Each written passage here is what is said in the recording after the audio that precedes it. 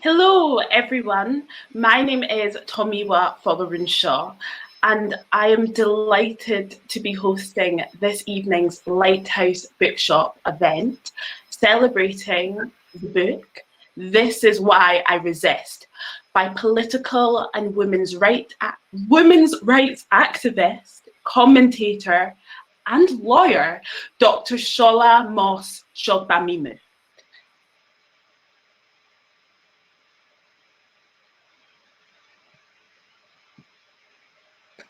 Hello. Took a minute. Hello.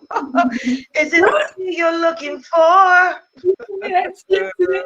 I will not say. Nobody needs to go that. I can promise you. I'm gonna say just so I don't forget. There's a bottom. There's a bottom. There's a button. We're off to a great start, aren't we? Or I am. There's a button at the bottom of your screen, so click on it and buy the book if you do not already have it. There's also a link in your emails with the event link, so please go and buy this book because it is wonderful, and I know speaking to Dr. Shola this evening will make you want it even more. I'm also going to let you know that down at the bottom of your screen, there's a little button which says ask a question. So please ask questions as they come in, or just like share any thoughts. We really, really want to hear them. It's a virtual event, so we can't see your faces, but we want to hear what you have to say and answer your questions and your points. That's all the housekeeping. Hi, Dr. Shaw. How are you? Let's have some fun. Let's get rid of all the housekeeping rules and now have some fun. I'm good. How are you? I'm good. It's really nice to be talking to you. I can feel your energy through my screen, so thank you for that. Thank you. Let's get straight into it, I think, because we've only got an hour.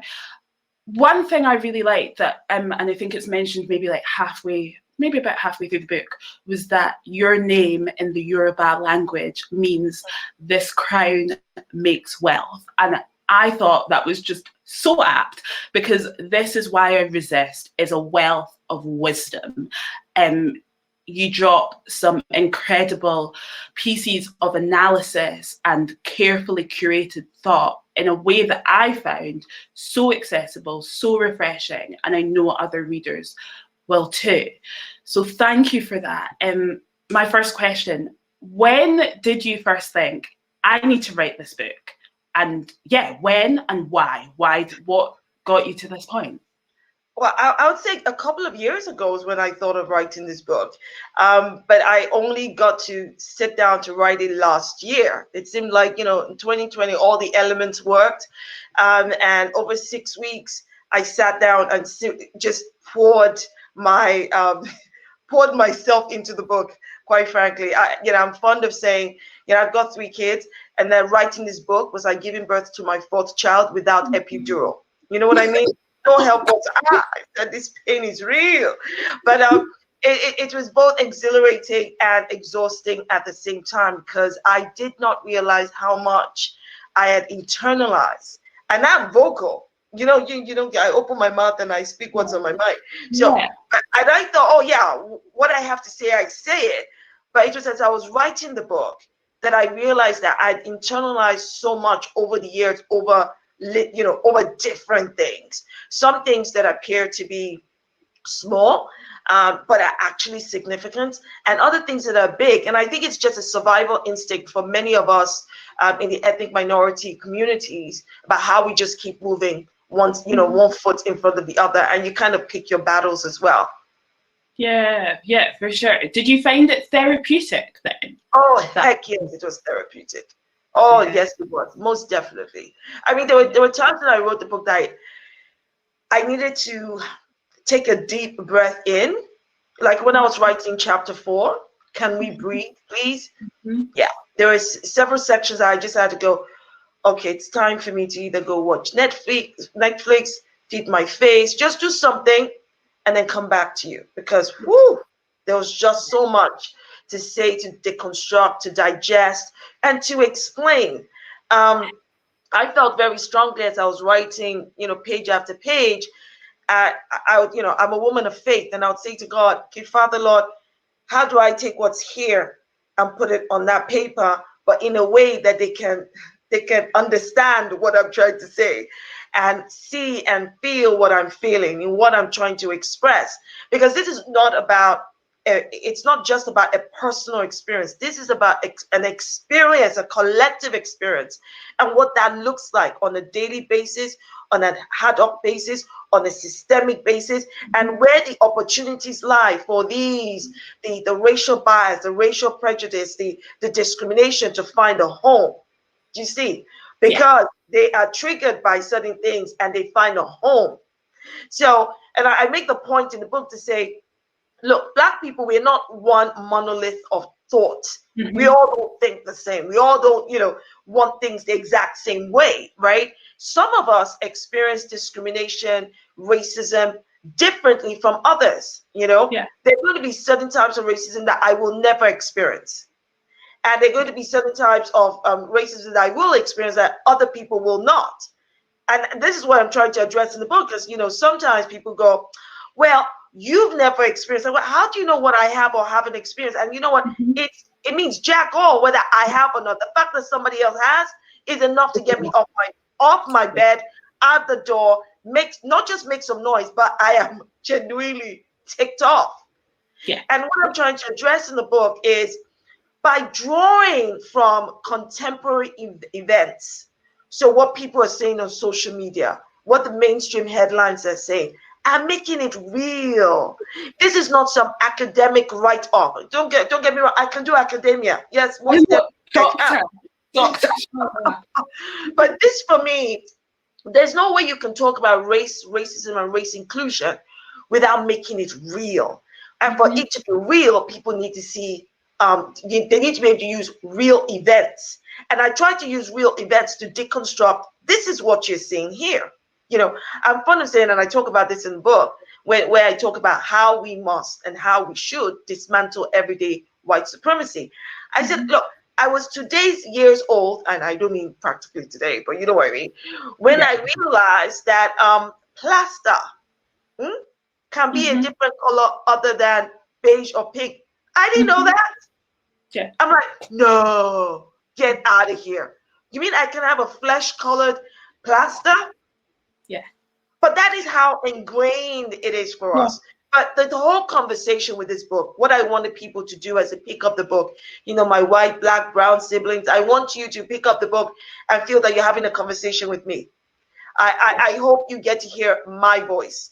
It is not a distant voice. It is not an objective kind of, well, when I say objective, of course it's objective in instances, but don't define what objectivity is for me.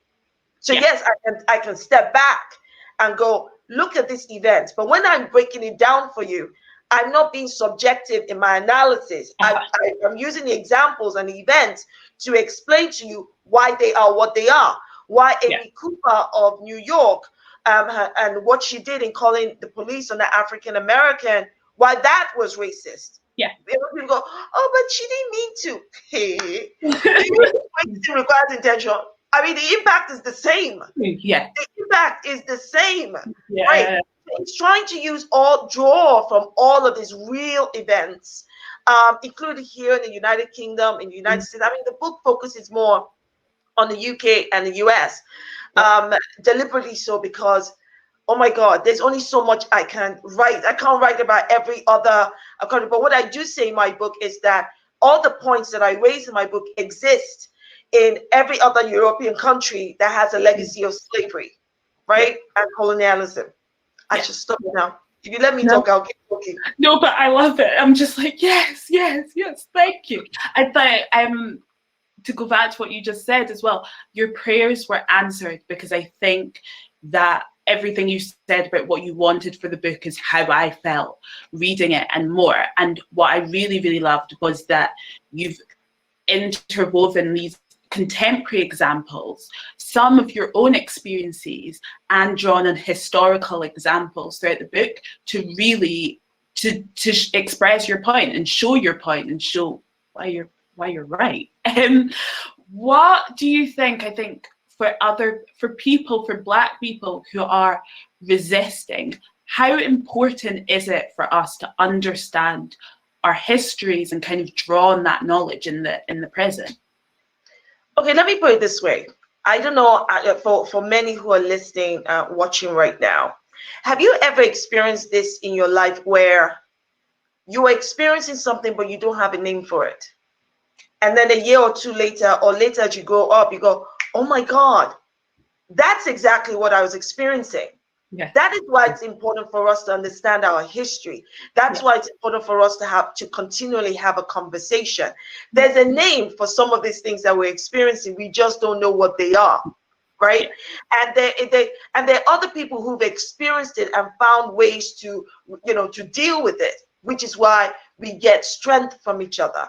And when I say that, I want us to understand that those who resist are also, resistance for me is, yes, Black people who are resisting the continual dehumanization of the Black identity, but also our white siblings and brown siblings who stand in solidarity, because we know that racism affects Black people and ethnic minorities, right? Yeah.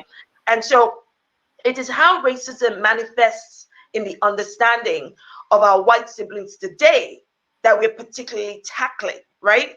And that's one of the things I tackle in the book, because it's not just about what is racism, but how people understand what racism is. Mm-hmm. And for people to understand that racism is not just about using the N-word or holding, burning crosses.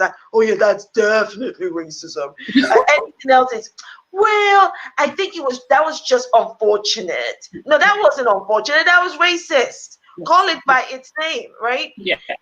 And in having this conversation, you see my book, I talk about racial gatekeepers. We can't talk about the struggle to eradicate white supremacy, racial injustice, and racial inequality without talking about our Black and brown brothers and sisters who are doing their utmost best to legitimize the very oppression that their communities experience, simply because of their proximity and the proximity they get from, or their proximity to white supremacy and their benefits from it. So I call them out for that. Yeah, which I think I appreciated, because I think often as well within Black communities, it can feel uncomfortable or worrying to call out problematic people within publicly, or kind of, publicly. And so for you to do that, it's not like you've named everyone, but just to express that and talk. I put some names inside there so that you understand. I think that's really that was really appreciated, and really, really important that we have these discussions and we do call people. Yeah, and the reason why I went as far as naming a few names is because of the examples they set. Mm-hmm. And I'm deconstructing, explaining when this person said this or when they did that, this is why it was problematic. Now, some people will immediately argue, well, Shola, all Black people can't think the same. People are entitled to the difference of opinion. Racial gatekeeping isn't about difference of opinion, because we can all have a difference of opinion. Heck, my husband and I have difference of opinion 50% of the time. I'm not about to divorce him because of that, am I? That's not what we're talking about. Racial gatekeeping is about the impact of your choices, your words, your language, and how that drives the continual, it discredits the efforts to end racial injustice and racial inequality. If you have people who keep on going, well, I'm sorry, but white privilege is not a fact, and then you claim you experience racism, and you claim you're from a community that has experienced racism, how can you say white privilege is not a fact when it plays out every single day? Oh, all these kind of examples, I give and more. Thank you for that. We appreciated that, I think. You talked a little bit about social media, and especially in the book you use like screenshots or receipts, I would also like to say, of kind of like tweets that you've received or seen, or conversations that you've been privy to or included in. So we spoke a little bit before this about social media and all these kind of apps. And I know we talk a lot about how important they are and the power of these platforms, but do we? I want to know, because I know you use them a lot to spread your message and your thought and your analysis. Do you think we overestimate how helpful they can be in terms of really like changing and influencing society in our world? I don't think so. I mean, look, social media is the new. Not only is it the new battleground, it's the it's the platform that those in with an opposing view use. So what are we going to do? If you're in resistance, are you going to be quiet because it's social media? So technology today is pushing communication forward in a way nothing else has. It's connecting people from different continents in a way nothing else has. So we have to use that same platform, the same platform that's being used to drive negative, divisive rhetoric that causes disunity, has to be used to do good, to speak out against all of this division. And I mean, I know that when anti-racist activists like me speak up, we are called the ones causing division. How can I be causing division for speaking the truth? How can I be? But maybe you don't like the way I've said it, but that's your problem. I'm not, as far as I'm concerned, inequality is not comfortable. Injustice is not comfortable.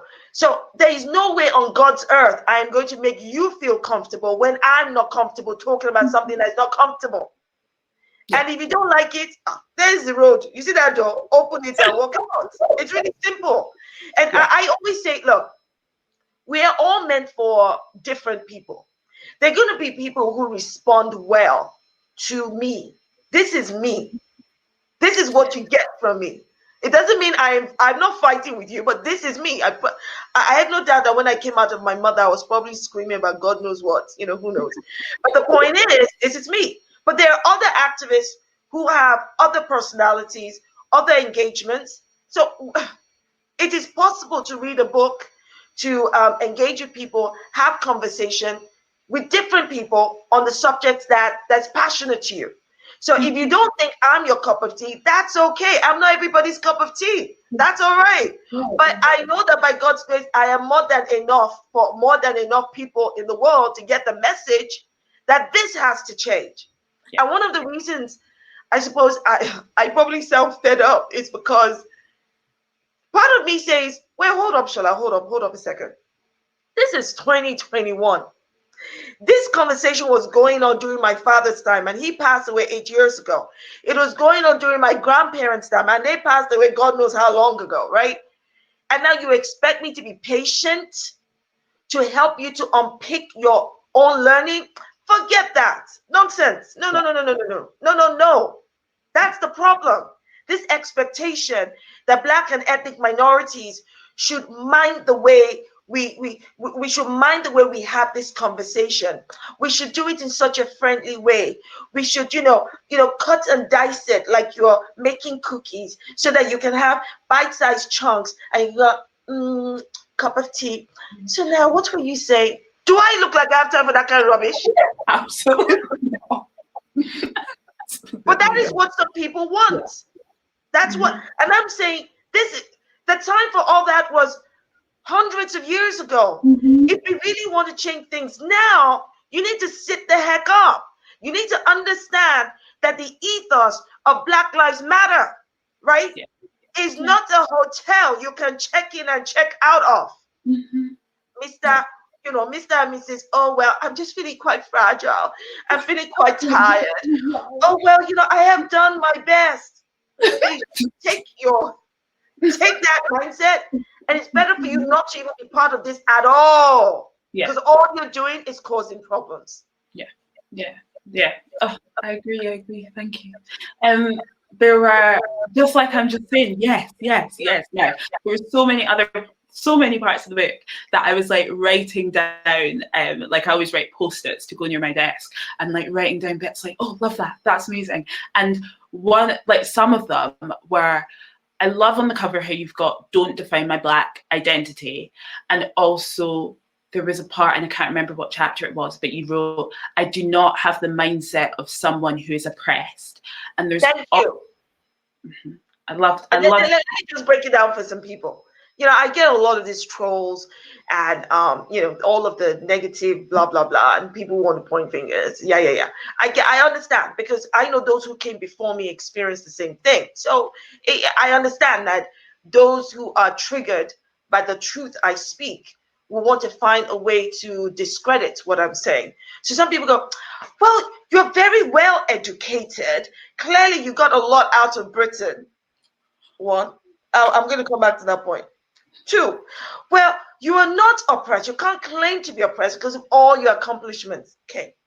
So my accomplishments are by the grace of God, and thank God for my parents who paved the way, and those who worked their butts off to get people, to allow people like me and you to have the opportunities that we have today. Yeah. It is not, what my accomplishments are not, is an example or reason that racism does not exist. Because my accomplishments are in spite of the racism, not because. It doesn't mean it doesn't exist, people.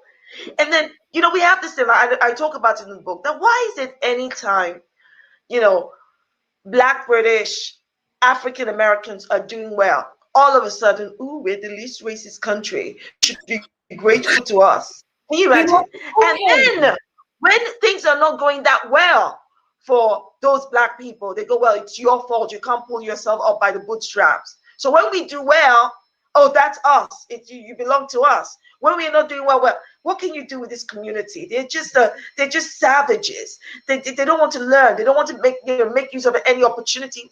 Rubbish. Were you there? When the accomplishments you want to list for me, were you there? Do you know what I went through? Do you have any idea? What we went through to get me here and fought against to get me here. Yes. There was also the Quincy Jones one, which I loved, about not one drop of my self-worth depends on your acceptance of me.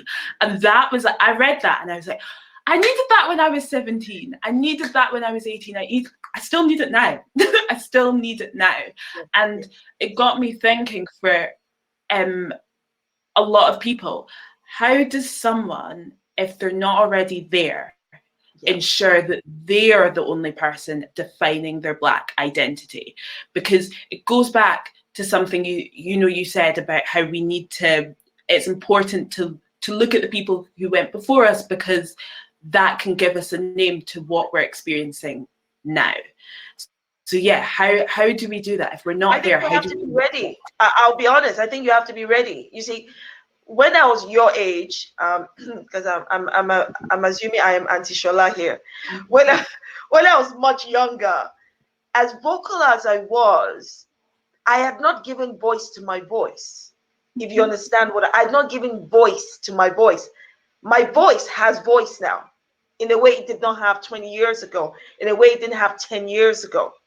Doesn't mean I wasn't vocal. It just means that what you see today is this is what Shola today is progress, right? I'm a work in progress. So watch out for Shola in 2 years' time, in 5 years' time, right? But the reality is, each one of us, we are a work in progress, and we need to get to a point in our lives where we go, no. And once you decide on a no and you decide on a yes, nothing can move you. But if you're still on the side of, oh, what will people think? Well, maybe I can't do it this way, and you're even doubting yourself, you'll be making choices that you're not sure of yet. So I can say that there's certain aspects of my life that I've gotten to a point where I'm like, damn, that's what I want. But there's still areas of my life that I'm like, well, and I think that's natural. That's okay. I don't think there's a, because somebody asked me this question earlier and it said, oh, how would you define you? I said, how can I possibly define me now? I'm still in my life journey. I'm still a work in progress. When at the point in time I'm about to meet my maker, ask me then. And I'll have all the words, because, as far as I'm concerned, there's no full stop after my name. There are loads of commas. Some commas I've acquainted with. Some I am yet to meet. And Lord, please bring them on, right? So as far as I'm concerned, I will give my full definition as I complete my life journey. But right now, I'm having a good time understanding that I don't have to have all the answers now. Mhm. It's all Yeah. part of learning. I mean, I wish to God I'd come out of my mother with a manual. It would have really helped me. Definitely would have helped my own children.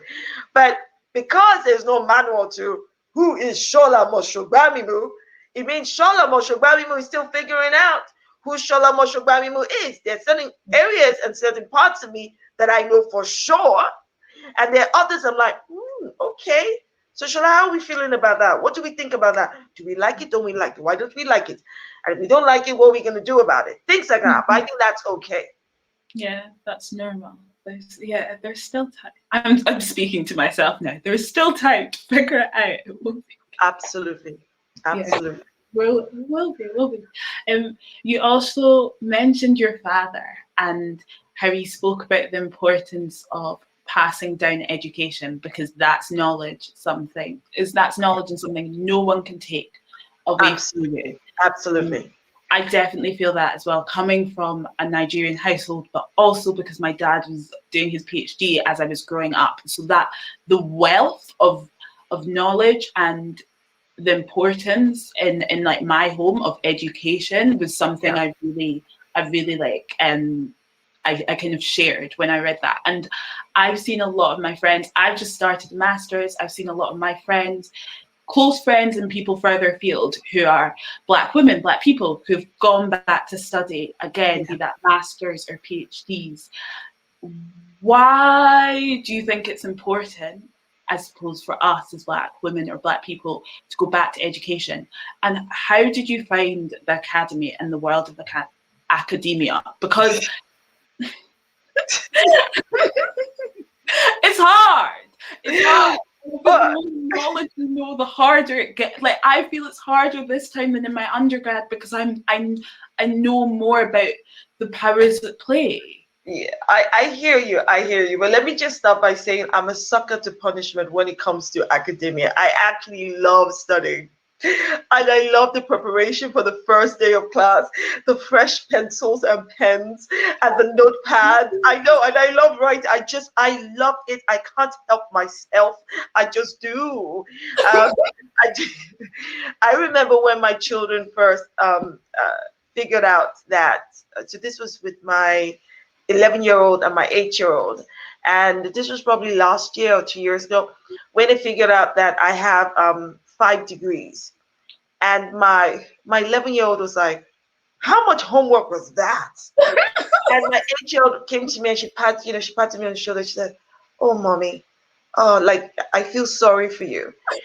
They were not impressed in any way, shape, form, or manner. It was almost like, it was almost like my oldest going, I'm very proud of you, mommy. Very good. Just don't expect that you are going to be demanding that I do the same.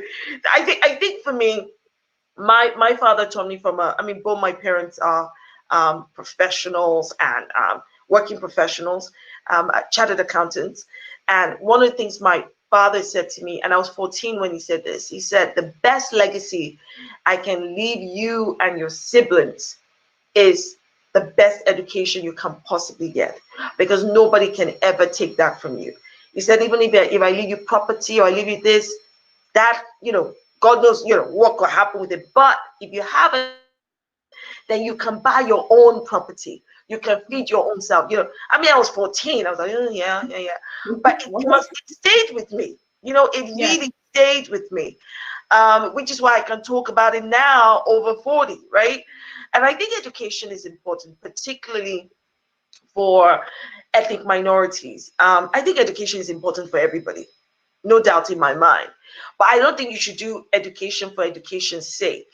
Mm-hmm. I think you should definitely ensure you've got that first stage, your first degree. I think it helps because, as you know, in many organizations, that is almost like just the first step. Do you have a first degree? Not even talking about what you have the first degree in. Is it in dance, in history, in business, right?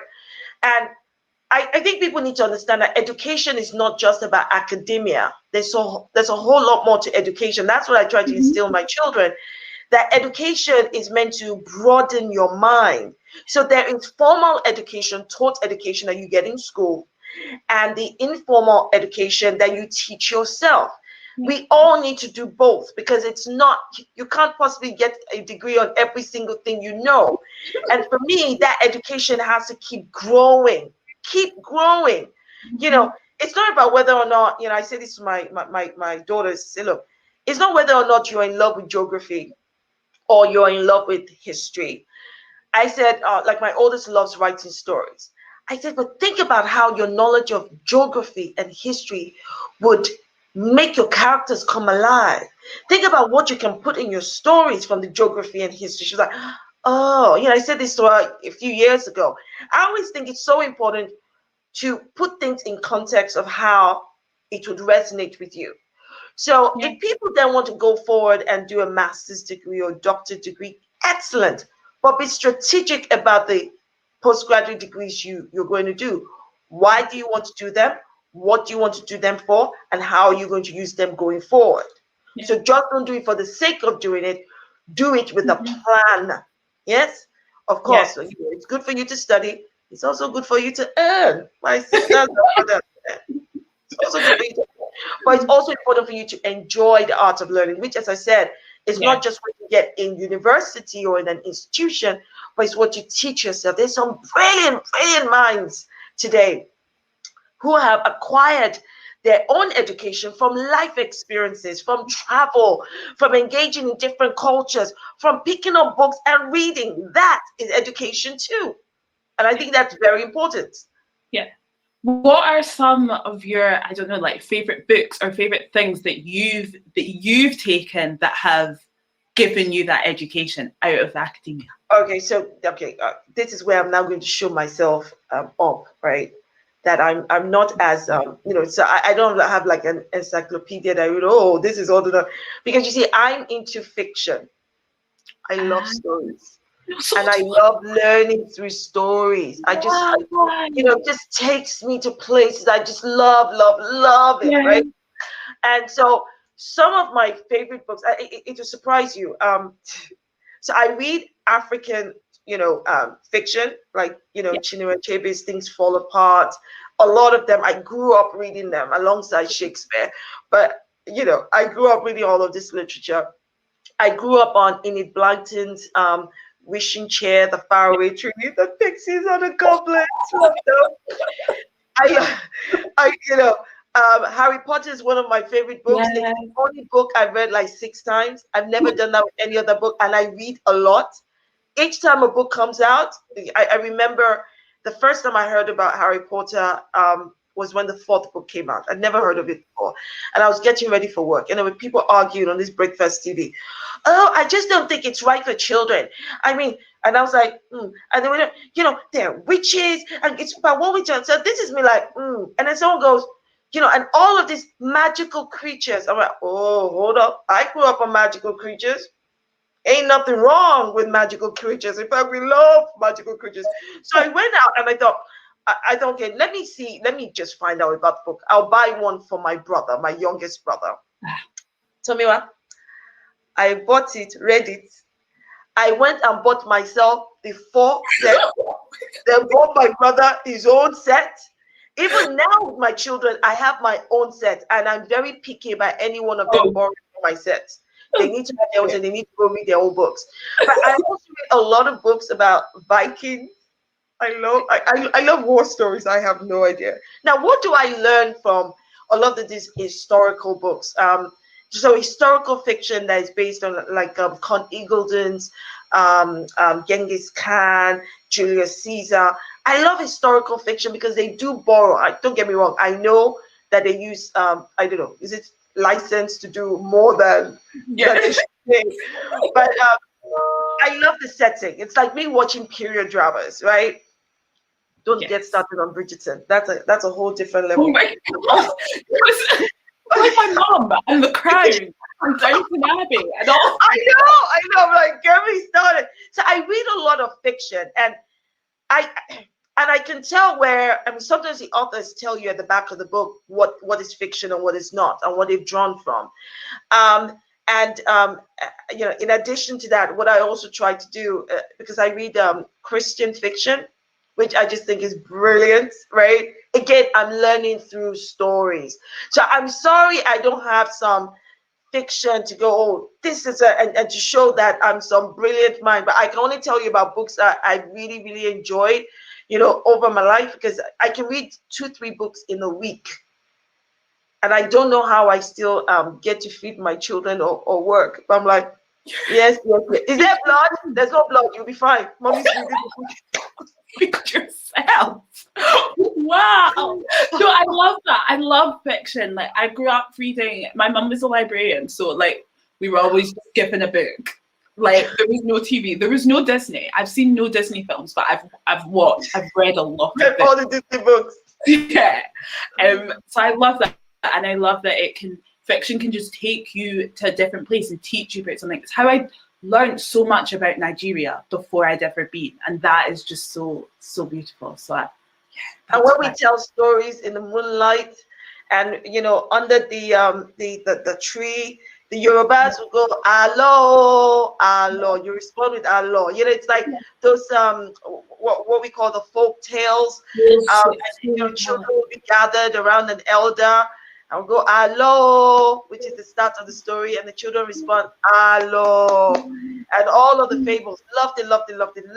Growing up, just loved them all. Yeah. It's so precious. It's so precious.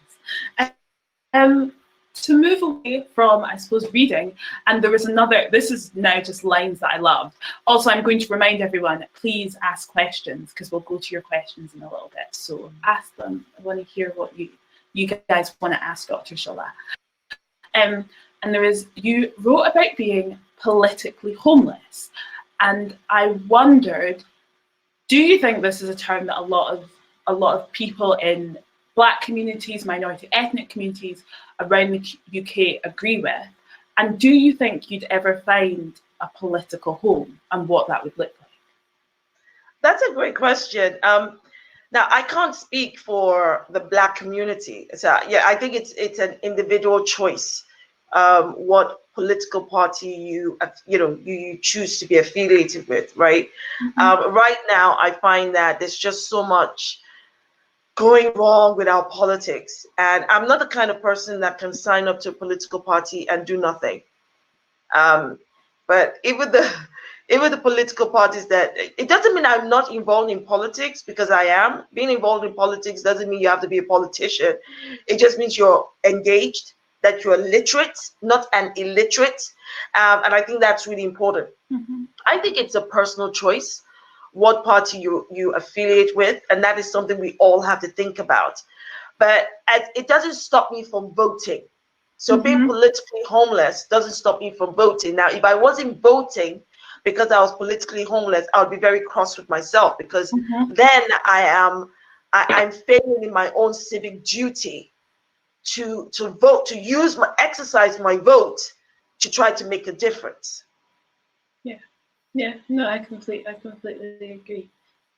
Thank you. There was also part of this conversation between yourself and your 14-year-old daughter, talking about TERFs and trans women, Black trans women especially. And it also reminded me of like conversations my mum and my brother and I would have, like around the dinner table, sometimes heated, sometimes not, but just like that exchange of thought and experience.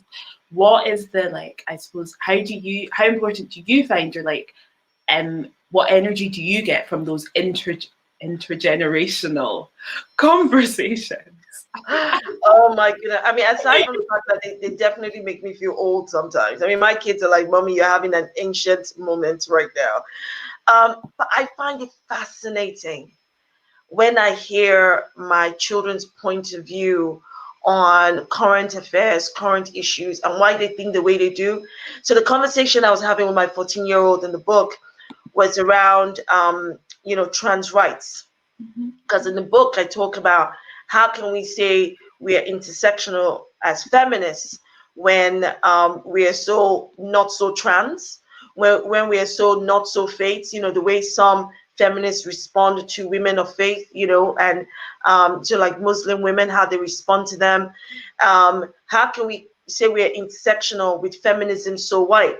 So when I started talking about trans rights, and because of conversations I've had with my daughter, I thought her perspective would be so much more interesting to share in the book than me just give my opinion. And that was and she's very passionate about trans rights. I mean, in the conversation you see, I said, look, it reminds me again, what am I supposed to be? CIS? I said, what does that mean? It means, mommy, that the way she described it, it's in the book, that your gender matches your biological. She put all the grammar in English. I said, okay, very good.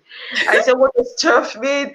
And she said, what's called radical feminist. And she now started to explain it in a way that I thought fabulous, because you see, it's easy to call her a child, but she's not. She is the next generation. And as far as she's concerned, trans women don't go through all of the experiences they do to now want to abuse cisgendered women. She said, who would do that? And you can't use examples. She said, you can't use ad hoc examples, a couple of examples of some, people hurting cisgendered women as painting the brush for all trans women. And so she was very passionate about those who say trans women should go use the restroom of that for men. She said, but you're going to put them in danger. In fact, there's a higher chance of them being in danger in going to the men's restroom than a cis woman being in danger in a women's bathroom with a I just thought that was fascinating, to share. And especially from a 14-year-old's perspective, that is really important. But I love the conversations I have with them.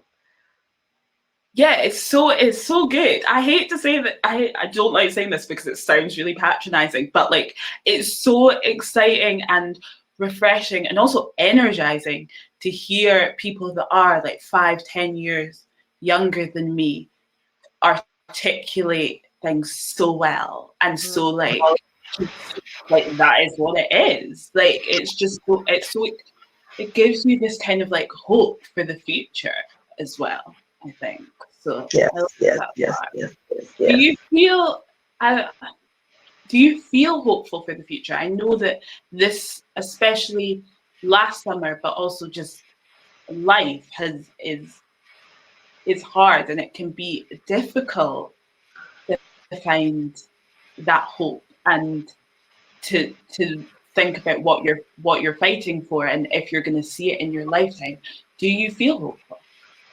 Oh, I do feel hopeful. I mean, my faith makes me feel hopeful. The youths make me feel hopeful. My resistance makes me feel hopeful. My passion makes me feel hopeful. So heck yes, I feel hopeful. I mean, of course, there are times when things happen. I remember when, I'm sure we all do, when Donald Trump was voted into the White House. Even a year ago when Boris Johnson was voted in. And I'm like, what? How? I mean, how do you not see what is blatantly there? There are always times when things happen within society that makes us go, oh God, we've been pushing, we've been talking, we've been saying, are you not listening? But I think if at those times, that is when you take a deep breath. Go watch Netflix, feed your face, and then exhale and come back at it. You don't stop. So if you keep resisting, that resistance is part of having hope, because you need to keep pushing. Yeah, you need to. Thank you. I've just figured out the question box, so now I can see the questions. First question is from, I think, Lolo, and they've said, thank you for your message this evening. I'd like to know how you handle left-wing allies who are actually toxic and racist, who would feature Black speakers but want to maintain power imbalances. Right. So when you say left-wing, to me, it doesn't matter whether they're left, right, or center. The point is, if they are, I think that what was the latter part of the question? They want to feature who would feature Black speakers but want to maintain power imbalances. Right. So what I was trying to address there is, I think that happens on all sides, not just left. So it's not about what part of the political aisle they sit on.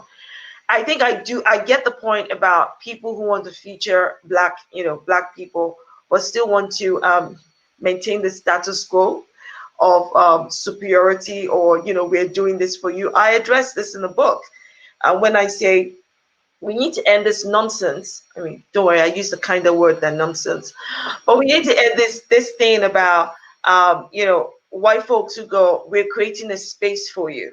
Mm-hmm. Now, you didn't create any space for me. That space was always mine. Mm-hmm. It was always mine to command, to control. Mm-hmm. Yes, that space is for all of us. So that whole language about, well, we're doing something for you as a Black person, but at the same time, we just want to cage you here while we maintain a balance. I think we as ethnic minorities, Black and ethnic minorities, need to be more cognizant when this happens, and then think in that situation, determine how we wish to address it. So for me personally, if there's something that came up with me, it's either I call it out for what it is, depending on what shape, form, or manner it takes, right? Yeah. If I'm going to go ahead and do it, it has to be, it has to be something that, okay, I see, and then I call it out there and then. Yeah. Or if it's a waste of my time. I mean, I was just saying this to somebody earlier. I got invited to come do a TV interview or debate or something, and they wanted to discuss, shouldn't BLM be looking at, the question was around whether BLM should look at Black on Black crime. Can you see me breathing? I'm just... Okay, next question, please. Yeah, next question. The work you do is so valuable, but very emotionally demanding. How do you protect your energy and emotional and mental well-being? Thank you for asking this question, because that was one of mine. Thank you. Thank you for asking that question. The way that I tend to address these things, 2020 taught me about self-care in a way that my 40 plus years hasn't taught me. I was forced, because I'm used to doing things and getting out and blah blah. And 2020 forced me to sit my butt down and recognize for the first time in my life, I need to take care of myself. And the way that I do that, my faith helps me. And I've started to learn that sometimes when I have something to say, and I talk a lot, but sometimes when I have something to say, if all you're going to hear is my rage, then it's not time for me to say anything. It means I need to go process why it hurts as much as it hurts. And once I process it for myself and taking care of my heart, if I still choose to speak on the subject, it would not have been as, then I'll be able to get my message out. It probably will still be as sharp, but still, it will not be, my message will get out. Yeah. Because I get people who send me DMs and messages, oh, Dr. Shola, see this happen here, blah, blah, blah. And there's some things that happen that, whoo, it just cuts my heart. I'm like, how? Why? Yeah. And I've learned that sometimes some things even hurt more. I'm like, how can it hurt more? You see, how, with everything that we know and everything that we see, how can it even hurt more? Not that you are desensitized from it. And when it triggers something like that, I say to myself, it's time to just breathe in, breathe out, process it for myself, first of all, take care of what I am understanding and what I am going through with that experience. That's and my faith, as I said, the Lord God is my strength. Yeah, faith. Thank you. Next question. Thank you so much for this wonderful discussion. Seeing that social media platforms have been developed and run by white people who can be against Black progress and deliberately sabotage global unity, what strategies should we use to get around this? Okay, I think it's important to understand that, yes, a lot of the technology base that we have today is run by, our white siblings, as I say, but there are white allies there too. And I think it's important to tap into tap into the power of your voice, your individual voice and collective voices. Mhm. So where you feel that certain voices are being silenced or certain initiatives are being silenced, don't let that get silenced. You keep speaking out, against it. I think it's important to understand that the way systemic racism works means that it's also an evolving thought process for some of our white allies in understanding how the platforms is used for both good and bad. For me, that's just reflective of society. So what I do in my own capacity is how I use my voice, my platforms, whatever access I have, and how I support and collaborate, with others on the platform.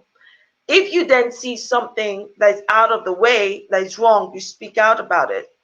But understand that we are also great. Ethnic minorities are also becoming more and more prominent in the technology sphere, Mhm. right?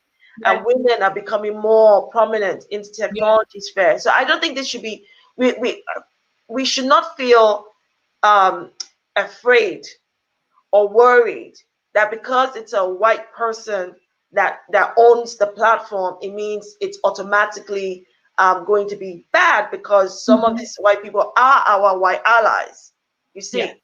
But what people then do on those platforms and how the platform regulates what is done on the platform is definitely something that we must all be involved Yeah. in changing, Yeah. right? Because social media is pretty much not regulated. And Yeah. that is one of the reasons why all of these things, it's an evolution. Yeah. Yeah. Thank you. Next question. Do you have recommendations on how to optimize, go about informal education in a way that we discover the new and untold hidden stories? For example, if I'm interested in anti-racism or feminism, I'm just trying to, it's a very long question, hang on, but I don't, if I'm interested in anti-racism or feminism, but I don't know about it, then how am I even to discover that those new pockets that I'm not aware of exist? So Okay, where so can we go? How do we find the knowledge? How do we discover these untold hidden stories in informal education? well, so informally, there's a whole lot of information, a whole lot of conversation going on online, as you know. There are many books out there written about this. But one of the ways that I have learned more, so I can only speak personally, one of the ways I have learned more is by being actively involved in the feminist movement, in the Mm-hmm. women's rights movement, because it's by engaging, collaborating with organizations, charities, platforms, grassroots movements, that I've learned about some of the issues that underpin the causes and those who are experiencing them. So I would say, for instance, if you're a student in your university, your schools, or even locally, there will be caucuses of movements, Yeah. grassroots and the like that you can engage with and you can learn from. Now, understand that it's okay if you change homes. That's okay. Yeah. If you don't feel that because you joined one, it means that's the place you must stay. As you evolve and as you grow, you may find that, you need to do or be somewhere else, and that's Yeah. perfectly fine. It's all part of your growth. That's what I would say. Yeah, I totally agree with that and feel that as well, because I think even I worked in like the feminist women's sector when I first graduated, and even and now, however many years later, I don't necessarily agree with all the politics that I was involved in whilst there, but you learn from it and you grow from it, and it was that experience that gave me the feminism that I have today. So yeah, I think it's just about getting in and about it, I suppose. I think this might be our last question. Do you, I know Ooh. the final one, but it's a good one. I like it. Do you think making Black nations across the globe create and observe Anti-Racism Day will move the dial on systemic racism issues. We must not forget the minders of racist institutions have extended hands in compromising and leveraging the ruling class elites. E.g., for example, in Africa, to pillage the people, poverty, perceived standing on Black people is the elephant in the room. So do we think making Black nations across the globe observe and create Anti-Racism Day will move the dial on systemic racism issues? I think that's that's definitely a great thought to have. One of the things I say is that, look, systemic racism, it exists between white nations and Black and brown nations. People need to understand that it's not just what happens within Western, nations, but how that imbalance of power between Western nations and nations of Africa, nations of Asia, that imbalance of power stems from the period of the legacy of slavery. And so to your point, to her point, or to his point, what I would say is that, yes, we can have a continued conversation on anti-racism in African nations. But that there are multiple of conversations that we need to push in our, in different African nations as, alongside here. But yes, anti-racism, in understanding how individuals relate, in understanding how nations should relate, in understanding, for instance, from one nation to the other, they're very different. But if I was to speak of Nigeria, for instance, some of the existing transactions between, say, Nigeria and the United Kingdom stems from agreements before, independence, right?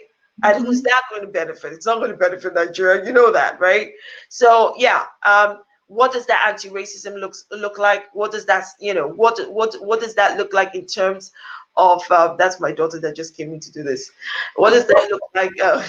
What does that look like in terms of how we move the dial? I think it would really be interesting to see what that would cover. I would love, for instance, for that to cover the cancellation of debts, because think about it. Yeah. Look, when the continent, most of the nations in the continent were colonized, yeah, there was a lot of pillaging of human resource, of mineral resources, things that belong to African nations that have never been returned back. Okay, yeah. So as far as I'm concerned, we shouldn't be talking about African nations, owing anybody money, because what is owed to African nations is more than whatever African nations owe to, I don't know, the IMF or all these Western nations. And returning, for instance, cultural artifacts that date back centuries. Do you see what I mean? So what does that look like? I would really be interested in see how we can break that down so people understand that this is not an academic conversation, but it's really drawing from what is happening today and how we continually feed the dehumanization of Black people. People in African nations, they travel a lot, right? And are experiencing things that they don't necessarily experience back home. Okay. So, I wasn't brought up to think, oh, the white man is this or that. I just wasn't brought up that way. My Nigerian parents, there was nothing like that. Yeah. But I was definitely, brought up to understand the worth of who I am. And again, that's still a work in progress. And that no one race is better than the other. If we all understand that there's just one human race, we understand that race, the word race itself is moot, because we don't need it since there's just one race. But those who thought themselves better, those who felt that they're superior, and in the words of Winston Churchill, of higher grade, came up with the social construct of race to kind of create a hierarchy of inferiority versus superiority. And that's what we're dealing with today. Yeah. Thank you. Thank you so much. I have totally appreciated hearing your wealth of wisdom yeah, face to face through a screen. And I know the audience has as well. I'm sure they have. I'm going to remind everyone, click the button at the bottom of the screen to buy the book, or look in your email for the link to buy Dr. Shola's book, This Is Why I Resist. I mean, you just have to. You won't regret it, I think. Thank you. Yeah. And I want to Thank hear you so from you once you've read the book. much. Let me know what your thoughts are, what part of the book really resonated. And it's okay if you kind of disagree with some. I want to hear from you. Love it, love it, love it, love it. Yeah, love all of it. Yeah, thank you so much. Thank you. I totally appreciate it this evening. And thank you to all of us for all of you for joining us and asking questions. We appreciate it. So long, farewell, da da da da da da. Adieu.